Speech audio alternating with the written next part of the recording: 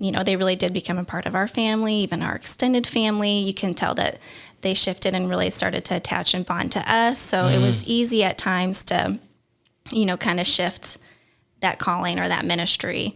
And then as their case progressed, more disclosures came out kind of near the end of their time in our home. And so that kind of, clouded our judgment a little bit too, and just started thinking about, oh my gosh, I don't know if this is safe anymore. It's really hard for me to want to co-parent right now. It's really hard for me to trust that a transition home is going to be in their best interest. So it's such a hard place to be in, right? Because you're doing all the parent stuff, right? You're caring, you're investing, right? They're attaching and trusting you. And one of the things you think about in like a natural parenting relationship is parents make the decisions, right? And so here it is, you're pouring all this into these kiddos.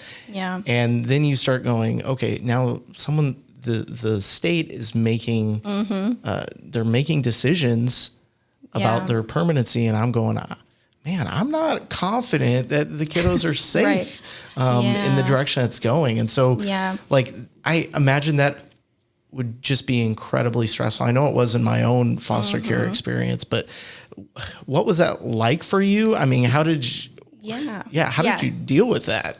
That's a great question. So I could definitely tell, especially in the last probably 6 months, that my need for control was starting to get really heightened, and that, because you don't have control in foster care, as many of our foster families know, would easily look for other outlets and ways to have control.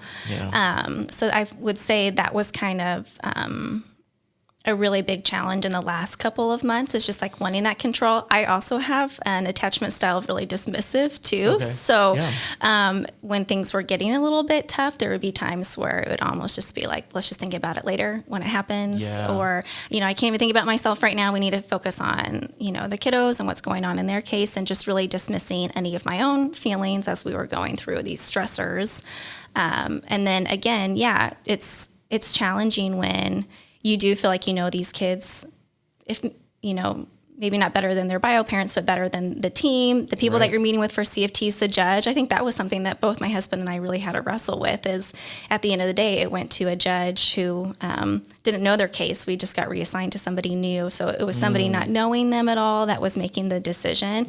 And that really, I don't think I realized how big of a toll that took on us after they did transition out of our home, until afterwards, thinking, man, a lot of my anger, a lot of my feelings about what on earth just happened, is really fixated on this fact that, I had to give it to somebody that I didn't know and who didn't know the kiddos or their case, and just trusting that they made the decision that they thought was in their best interest. So it's a hard place to sit.